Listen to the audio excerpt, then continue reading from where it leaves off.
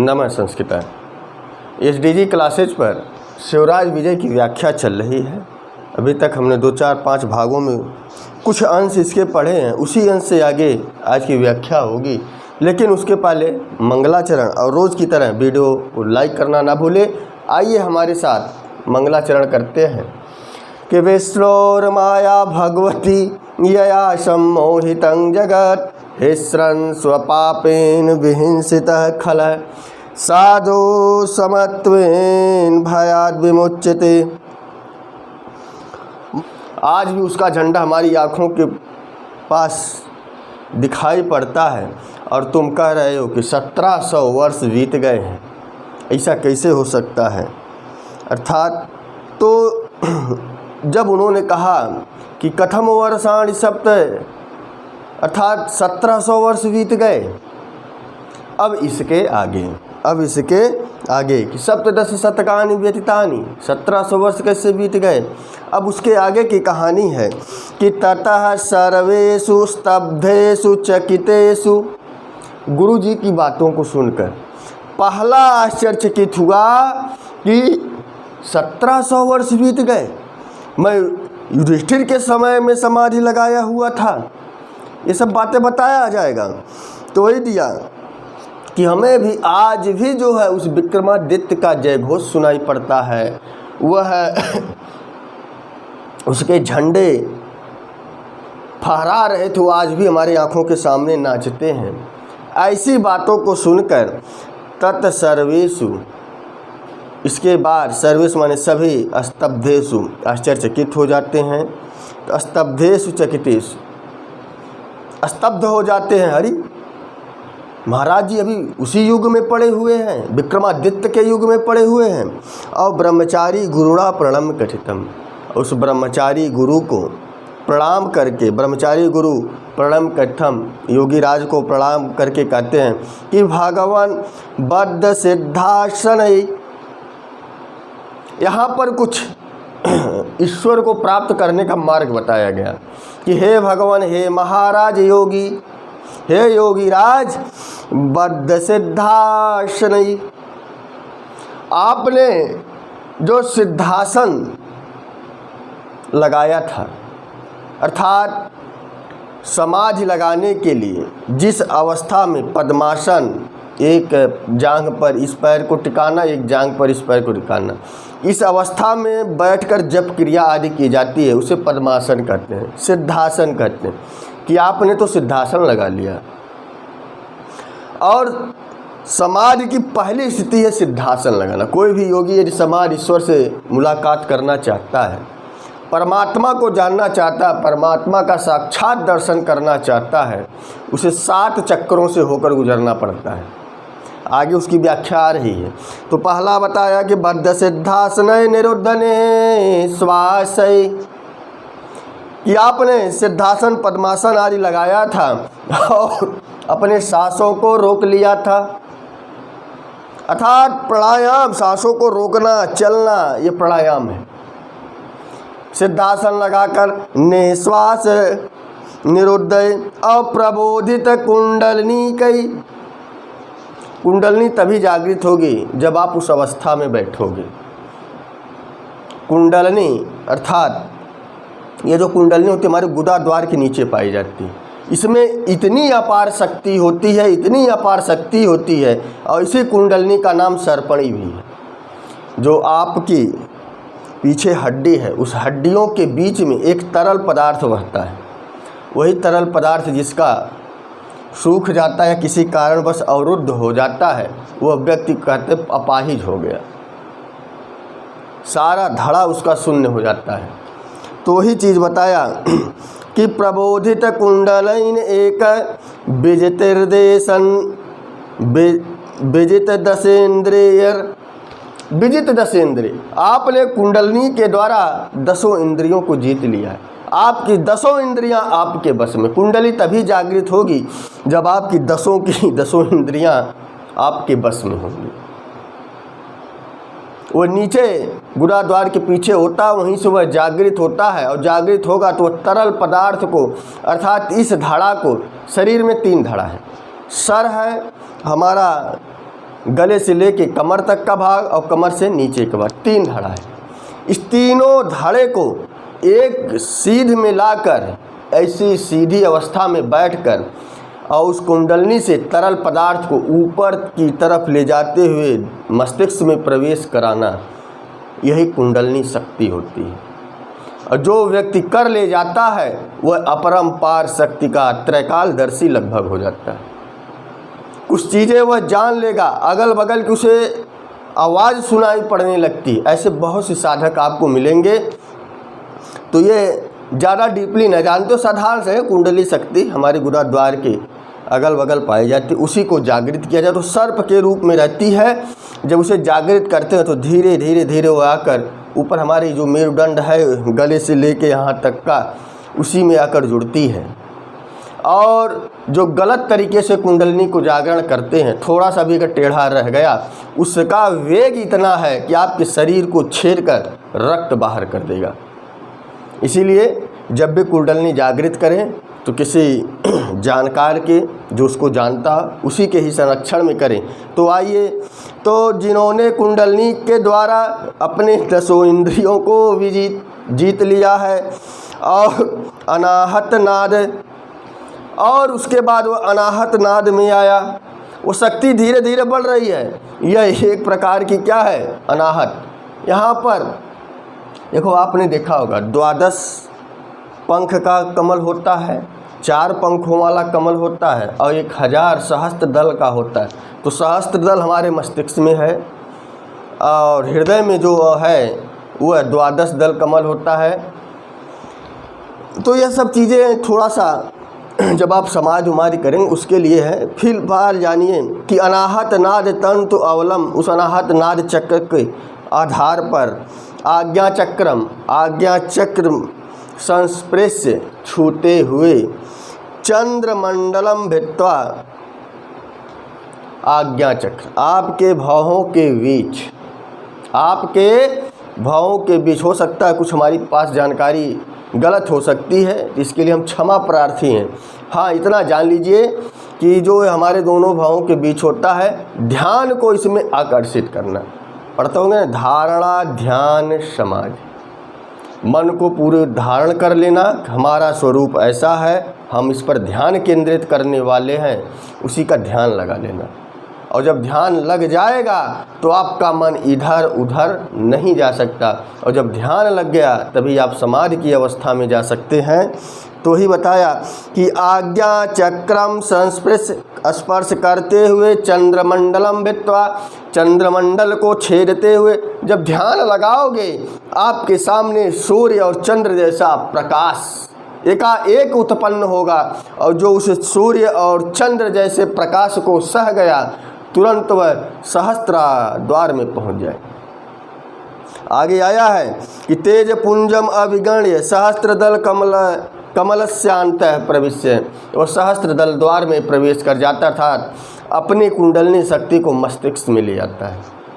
जब तक दोनों भावों के बीच आप करेंगे, यहाँ पर इतना ध्यान आकर्षित होगा, ध्यान केंद्रित होगा, एकाएक इतना तेज प्रकाश होगा, यदि उस प्रकाश को सह ले गए, यदि उस प्रकाश को नहीं सह पाए, तुरंत आंखें खुल जाएंगी, तो ध्यान आपका सही नहीं था।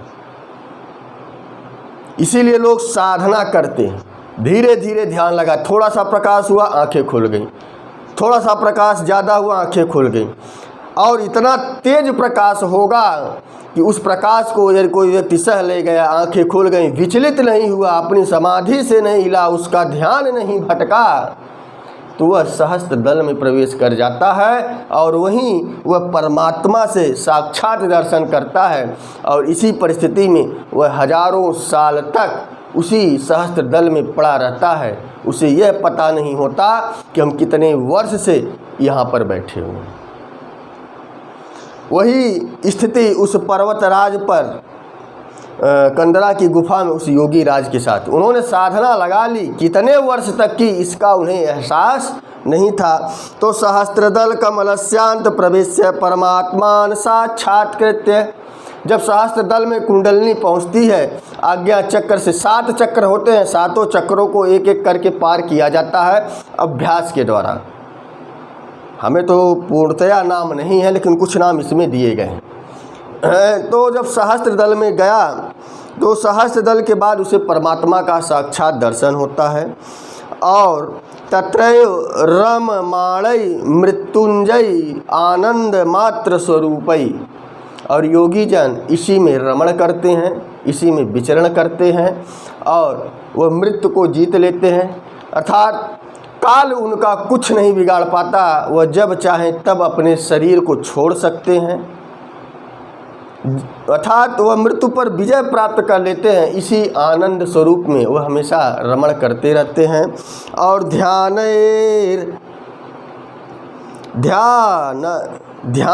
अवस्थितै भवान दृशैन ज्ञायते कालवेग, और इसी सब ध्यान की अवस्था लगाते लगाते महाराज योगीराज और महर्षि योगीराज समय का ध्यान नहीं रख पाए, समय के गति को नहीं पहचान पाए, उन्हें समय की जानकारी नहीं हो पाई। वह योगीराज तो उस कंदराओं में जाकर सिद्धियां प्राप्त कर रहे थे, कुंडली को जागृत करके परमात्मा से साक्षात्कार कर रहे थे। इसीलिए वह महर्षि समय के वेग को, गति को नहीं जान पाए। अगर जानते तो नहीं कहते कि यह विक्रमादित्य का समय है। समय है औरंगजेब का, 1400 वर्ष बीत गए, 50वीं पीढ़ी नहीं पहचान पाओगे। 50वीं पीढ़ी का मनुष्य भी मृत्यु को प्राप्त हो गया। इसी समय वेग को वह महर्षि योगीराज नहीं पहचान पाए। और आगे बताया कि तस्मिन् समय भवता ये पुरुषा अवलोकिता तेसा, कि उस समय के जो पुरुष थे अवलोकिता माने दिखाई पड़ते थे, तेसाम 50 अपि पुरुषो नावलोकते, तो उनकी 50वीं पीढ़ी के पुरुष भी अब दिखाई नहीं पड़ते। और आगे बताया अद्य न तानि स्रोतांसि नदीनाम, अब कहाँ वैसा नदियों में जल बहता है, न सा संस्था नगराणाम, अब कहाँ वैसे नगर और शहर दिखाई पड़ते हैं, न सा आकृति गिरिणाम, अब पर्वतों का वह आकार नहीं रह गया, और न सा सांद्रता विपिनाम, और न वैसा अब घने जंगल रह गए। सांद्रताम माने घने, अब वैसे घने जंगल भी दिखाई नहीं पड़ते। किमधिकम कथयाम भारत, इससे ज़्यादा मैं क्या कहूँ कि भारतवर्ष मधुना अन्यादृशमेव संपन्नमस्ते, इससे ज़्यादा मैं क्या कहूँ। अब यह भारत देश अन्य प्रकार का ही दिखाई पड़ता है, इस भारत देश का ही स्वरूप बदल गया है। क्लियर हो गया। अब आइए इसके आगे, इसमें बताया गया कि इदम आकर्ण किंचित, इस प्रकार की बातों को सुनकर, इस प्रकार की बातों को सुनकर भाई ब्रह्मचारी गुरु ने योगीराज को प्रणाम करके ये सारे वचन बताए। तब उसके बाद इदम ऐसा आकर्ण्य माने सुनकर किंचित थोड़ा सा स्मित हंसे, और उसके बाद परितः चारों ओर देखा।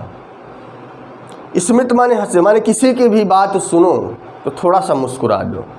ये हमें सीख देता है काव्य, ये हमें सीख देता है ग्रंथ पढ़ना। किसी की भी बात सुनो, थोड़ा सा मुस्कुरा दो और चारों तरफ देख लो कि अगर बात सबको जानने लायक है, अगर कोई अगल बगल तो नहीं दिखाई पड़ रहा है। इसीलिए चारों तरफ देखकर योगी जगाद, अब वह महर्षि योगीराज जगाद माने बोले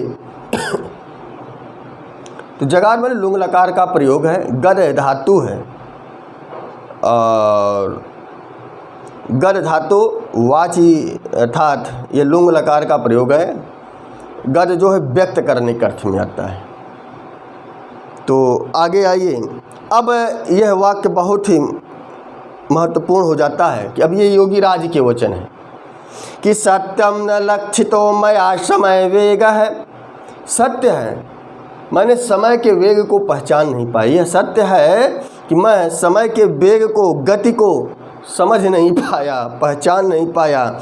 यौदिष्ठरे शब्द को पकड़ना, यौदिष्ठरे, युधिष्ठिर नहीं लिखा है, यौदिष्ठरे समय कलति समाधि, और पीछे लिखा है समाधि अहम वैक्रम, वैक्रम शब्द को पकड़ना, अहम वैक्रम समय उदस्थाम है, उदस्थाम।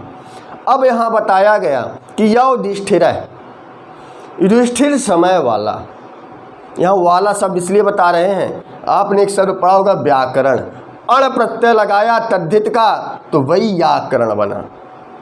वैयाकरण माने व्याकरण को जानने वाला, उसी तरह इसमें भी अण प्रत्यय लगा है तद्धित का। युधिष्ठिरे, युधिष्ठिर के समय वाला या युधिष्ठिर के समय को जानने वाला, समय कलति समाधि। अब वह योगी राज बता रहे हैं कि मैंने तो युधिष्ठिर के समय में समाधि लगाई थी। प्रश्न बनेगा योगी राज प्रथम बार किसके समय में समाधि लगाई थी, तो आपका उत्तर होना चाहिए कि युधिष्ठिर के समय में लगाई थी। आएगा युधिष्ठिरे में समास है तो तद्धति का अण लगा है, अण दोनों में है, कृत में भी है तद्धति में भी है। तो कृत का तद्धति अलग है, अण प्रत्यय अलग है, और तद्धति का अण प्रत्यय अलग है। जब प्रत्यय की चर्चा होगी वहाँ पर इसकी व्याख्या होगी। फिलहाल जानिए युधिष्ठिरे में अण प्रत्यय लगा है, और युधिष्ठिर के समय में हमने जो है समाधि लगाई थी। और अहम विक्रम, वैक्रम, विक्रम के समय वाले में और दिया है उदस्थाम, जागे। युधिष्ठिर के समय में समाधि लगाकर मैं विक्रम के समय में अपनी समाधि से जागा। और पुनश्च वैक्रम समय, वैक्रम में भी ध्यान देना, अण प्रत्यय वो भी तद्धित का है।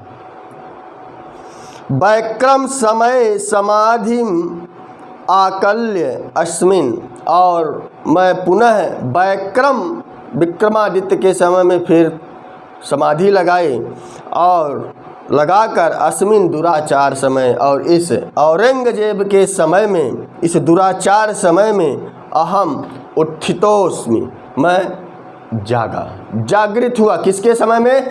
पहला तो युधिष्ठिर के समय में हमने समाधि लगाई पहली बार, तो विक्रमादित्य के समय में जागृत हुआ। फिर उसी विक्रमादित्य के समय में समाधि लगाई, तो इस दुराचार औरंगजेब के समय में, या इस दुराचार गलत समय में, अर्थात ऐसा माहौल है चारों तरफ ही चीत्कार सुनाई पड़ता है, ऐसे गंभीर समय में हमने अपनी समाधि तोड़ी। ऐसा वह योगी राज बताते हैं। प्रश्न बनेगा कि विक्रमादित्य ने दूसरी बार समाधि लगाकर या दूसरी बार कब जागृत हुए, तो आपको हो जाएगा औरंगजेब, दुराचार समय, औरंगजेब का समय था। आएगा आगे कथानक, और आगे बताया कि अहम पुनर्गत्वा समाधिमेव कलिष्यामि, और मैं फिर पुनः उसी समाधि में चला जाऊंगा। पुनः गत्वा, पुनः जाऊंगा कहाँ? उसी समाधि में। अभी तो मैं समाधि युधिष्ठिर में लगाया, विक्रम के समय में जगा, और विक्रम के समय में लगाया तो आज इस दुराचार समय में जगा हूँ, और आगे भविष्य में भी फिर समाधि लगाऊंगा।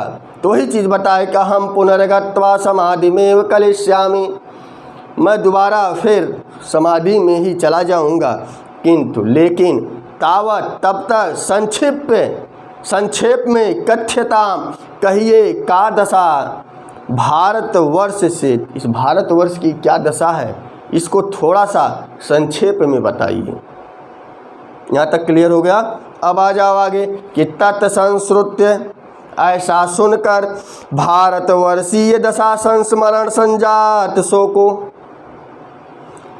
जब योगी राज ने कहा कि संक्षिप्त में हमें थोड़ा सा भारतवर्ष की कथा सुनाइए, तो ऐसा सुनकर ब्रह्मचारी गुरु भारतवर्षीय दशा संस्मरण संजात शोको, जैसे ही उन्होंने भारत की दशा का संस्मरण किया, याद किया, उनका हृदय शोक से भर गया, दुख से भर गया।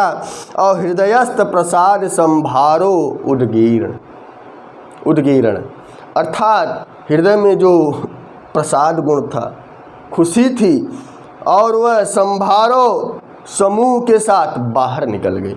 जैसे ही उस योगी राज ने कहा कि भारतवर्ष के बारे में बताओ, भारत की स्थिति क्या है, भारत के लोग कैसे रहते हैं, ऐसा आदेश पाकर जब ब्रह्मचारी गुरु ने उस भारतवर्ष के बारे में सोचा कि गुरु से क्या बताऊं, तो भारत की दशा को सोचकर उस गुरु का हृदय शोक संतप्त हो गया।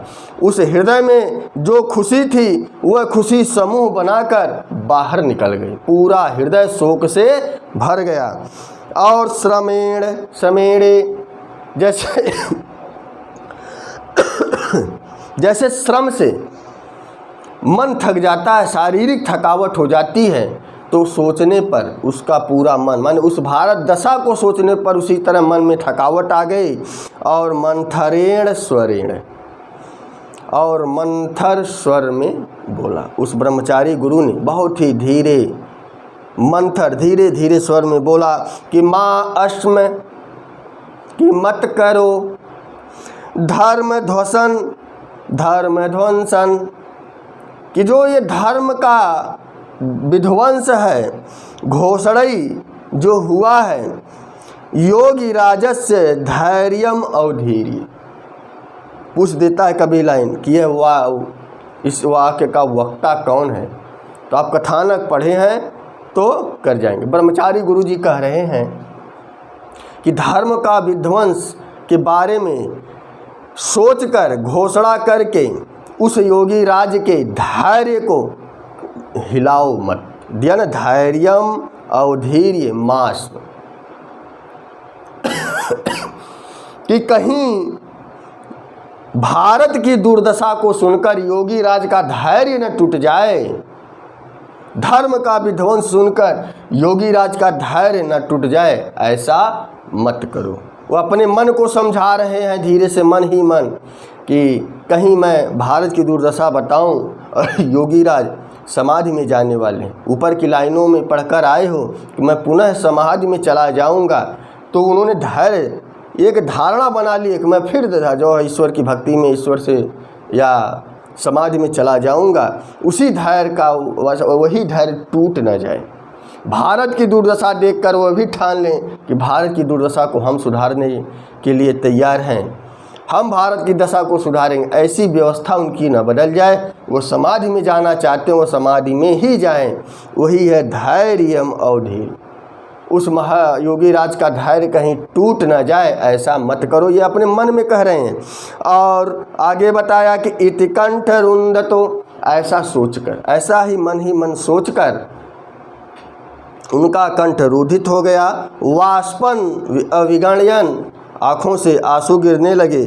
और नेत्रे प्रमेज, आंसुओं को पोंछकर उष्ण निश्वास, गरम गरम सांस को लेते हुए, कातराभ्याम मेव नयनाभ्याम, कातर पूर्ण नेत्रों से देखते हुए, कातर पूर्ण दयापूर्ण नेत्रों से देखते हुए, मैं क्या बताऊं भारत की दशा। कोई अच्छी खबर नहीं थी भारत की दशा, भारत की दशा अच्छी थी ही नहीं। एक योगी, एक गुरु, एक योगी को क्या बताए भारत की दशा कैसी है, और किस मुंह से बताए कि आज मंदिर तोड़े जा रहे हैं, वेदों को फाड़ा जा रहा है। जो धर्म को मानने वाला, जो उस शास्त्र की रक्षा करता है, उसी का उसके पास ज्ञान है, और वही ज्ञान फाड़ कर आज फेंके जा रहे हैं। इसीलिए यहाँ लिखा गया कि कातराभ्याम, उनके आँखों में दया है। क्या बताऊंगा मैं गुरु जी से। और परितो अवलोक के चारों तरफ देख कर ब्रह्मचारी गुरु प्रवक्तुम आरभत, चारों तरफ ब्रह्मचारी गुरु जी ने देखा और बोलना प्रारंभ किया कि भगवान महाराज योगीराज दम्बोलि घटित, तो दम्बोलि घटिते रसना, दम्बोलि घटिता इयम रसना। यह हमारा जीव वज्र का बना है, दम्भ वज्र का बना है। या दारुण दानो दंतो दीर्ण, या दारुण दानव, उस दारुण कथा को, उस दानव की दारुण कथा को, व्यथा को उद्गीर्ण कहने पर भी जो है न दीर्यते, हमारी जीभ फट क्यों नहीं जाती, हमारी जीभ टूट क्यों नहीं जाती, क्योंकि हमारी जीभ दम्भोल की बन गई है। अर्थात हमारी जीभ पत्थर हो गई है कि उस घटना को बताते हुए इस समय क्यों नहीं फट जाती। और बताया कि लौह सारमयम, हमारा हृदय लोहे का है, हमारा हृदय इस समय लोहे का हो गया है। ऐसा लगता है कि यत संस्मृत यावनान, यदि मैं उस यवन के पर सहस्रान दुराचार, हजारों दुराचार को यदि मैं उस महर्षि योगी राज से बताऊंगा तो हमारा हृदय शतधा न भिद्यते, 100 बार खंड खंड हो जाना चाहिए, टूट जाना चाहिए था, लेकिन हृदय हमारा लोहे का हो चुका है। और बताया कि भस्मसाच न भवत, हमारा हृदय जलकर राख क्यों नहीं हो जाता ऐसी घटनाओं को सुनकर या ऐसी घटनाओं को बताने से पहले। महाराज आप तो समाधिस्थ अवस्था में चले गए थे। हमने इस भारत की दुर्दशा को देखी है, मंदिर तोड़े जा रहे हैं, स्त्रियों के साथ अपहरण बलात्कार आदि हो रहे हैं। आज तुरंत की घटना है, कन्या का अपहरण करके एक यवन युवक लेकर जा रहा था, करता क्या उसके साथ। ऐसी घटना बताने से हमारा हृदय क्यों नहीं फट गया, हमारा हृदय क्यों जलकर राख नहीं हो गया, हमारे जीव फट गए होते।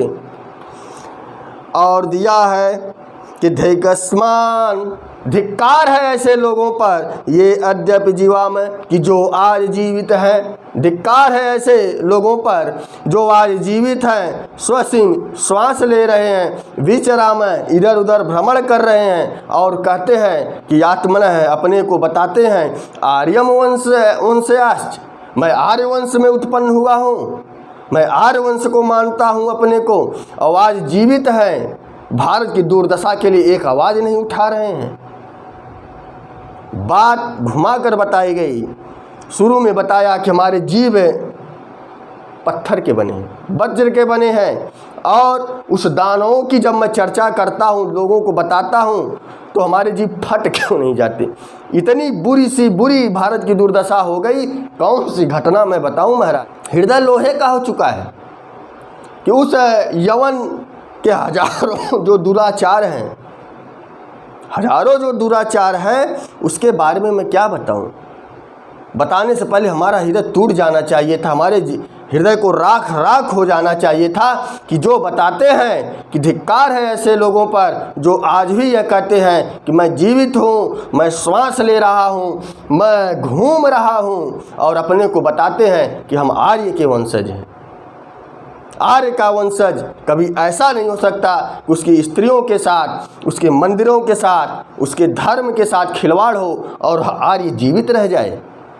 अपने धर्म के लिए, अपने मंदिर के लिए, अपने स्वाभिमान के लिए वो जान देना पसंद करेगा और इस धरती पर अत्याचार को सहते हुए जीना पसंद नहीं करेगा। यह है आर्य वंश है। वही व्याख्या यहाँ पर व्यास जी ब्रह्मचारी गुरु जी के माध्यम से बता रहे हैं। पहले यवन के शासक ऐसा व्यवहार हम लोगों के साथ, आर्य वंशों के साथ करते थे। अब आ जाओ आगे। और आगे बताया कि उपक्रम क्रमम क्रममुमाम आकर्ण्य। इसी क्रम में आगे सुन सुनकर अवलोक्य इधर उधर देखकर च मुनिर्विमानायमानम, जैसे ही योगी ब्रह्मचारी गुरु ने इस प्रकार की बातें बताई तो उस मुनि का हृदय या मुख उदास, मुनिर्विमानायमानम, उस मुनि का मुख उदासी से युक्त हो गया। वह मुनि उदास हो गया। वह योगी राज जो पर्वत खंड से उतरा था, जिसे इस संसार से थोड़ा सा भी मोह नहीं था, वो भारत की दुर्दशा को सुनकर उदास हो गया। और हरिद्राद्रव छालित मी वदनम, जैसे हल्दी से किसी का मुख धो दिया जाए और उसका मुख पीला पड़ जाता है, उसी तरह उस योगी राज का मुख हो गया। भारत की दुर्दशा को सुनकर, भारत के दुराचार को सुनकर, भारत के प्रति जो यवनों ने दुराचार किया था भारत के लोगों पर, वह उसका व्यवहार सुनकर उस मुनि का मुख पीला पड़ गया और उदास हो गया। और निपत द्वारी बिंदुनी नयने, दोनों आँखों से अश्रुधारा चल पड़ी और अंचित रोमांकंचुकम शरीरम शरीर में रोमांच भर गया। अकंपन मानधरम। अब योगीराज जब उस दुराचार को बता रहे थे उसकी व्याख्या चल रही है कि कंपन मानम अधरम, जो अधर है वह कांपने लगे, होठ कांपने लगे, ओष्ठ कांपने लगे। और भज्यमानम च स्वरम, स्वरों में लड़खड़ाहट आ गई, स्वर भी स्पष्ट नहीं पड़ रहे हैं, वो लड़खड़ाते हुए स्वर निकल रहे हैं। और अवागच्छत, ऐसा जानकर, जब ऐसा जाना उस महामुनि ने, योगी राज ने, कि यह जो ब्रह्मचारी गुरु है जो भारत की दुर्दशा का वर्णन कर रहा है, उस दुर्दशा का वर्णन करते करते इसकी आँखों से आंसू बह रहे हैं, स्वर रूध गए हैं और होठ कांप रहे हैं, स्वर लड़खड़ा रहे हैं, ऐसा जानकर कि सकल अनर्थमय सकल वंचनामय और सकलम, योगीराज का वचन है, इतना ध्यान देना कि सकल अनर्थमय, आज तो हर जगह सकल माने संपूर्ण जगह अनर्थ हो रहा है, संपूर्ण सकल वंचनामय, सबको ठगा जा रहा है। और सकल पाप में, चारों तरफ पाप हो रहा है। और सकल उपद्रव में चा अयम वृत्तांत है, और चारों तरफ उपद्रव ही उपद्रव है, ऐसा वृत्तांत सुनकर इति अतएव तत् स्मरण मात्रेण अपि, जिसके स्मरण मात्र से ही खिद्यते एष हृदय, मन हृदय खिन्न हो जाता है, मन दुख से भर जाता है, हृदय दुख से टूट जाता है। तत् अहम एन निरर्थम, मैंने निरर्थ ही इस ब्रह्मचारी गुरु से पूछ लिया, क्योंकि वह घटना ही ऐसी थी, वह दुराचार का समय ही ऐसा था भारतवर्ष का कि कोई भी होता उस घटना का वर्णन करता तो उसके आँखों में आंसू होते। ऐसा यवनों ने हम पर आक्रमण किया था, ऐसा दुराचार किया था महाराज। तो इसीलिए वह योगीराज बोल रहे हैं कि मैंने निरर्थक ही, व्यर्थ ही इस योगीराज से पूछ लिया, क्योंकि ये योगीराज अब दुखी हो गया। और एक साधु का, एक ब्रह्मचारी गुरु का दुखी होना यह अच्छा लक्षण नहीं है। इसीलिए बताया कि उस योगीराज ने कहा मैंने निरर्थक ही तन अहम एनम निरर्थम जिगला पैसामी और न वा चीखेरस्यामी। देखो इसमें सन प्रत्यय लगा है, आप बाबूराम सक्सेना पढ़ेंगे, सन प्रत्यय होगा कि अक्षर द्वित्व हो जाते हैं। धातु गद थी लेकिन जगाद। उसी तरह यहाँ पर चीखे दैश्यामी और जिगला पैसामी इति च विचिन्ते। तो यहाँ बताया गया कि तन नाम है, वह निरर्थक था कि जिसके द्वारा इसके मन में, इस ब्रह्मचारी गुरु के मन में खिन्नता उत्पन्न हो गई और खेद उत्पन्न हो गया। दिया ना, चीखे दैश्यामी, सब लट लकार का ही प्रयोग है कि मैंने निरर्थक ही पूछ लिया और मेरे द्वारा ही उत्तम पुरुष का एक वचनांत प्रयोग है, क्योंकि यह वाक्य योगी राज कह रहे हैं। इसीलिए जिगला पैसामी न वा चिखे दैश्यामी, कि मुझे इसका खेद है और खिन्नता आ गई मन में। इति च विंचयत, ऐसा सोच कर, ऐसा वह योगीराज सोचे। अब आगे क्या बोलेंगे इसकी व्याख्या कल करेंगे, वीडियो लंबी ना हो जाए। तो बस आज के लिए इतना ही। नमः संस्कृताय, शुभ संध्या, शुभ रात्रि।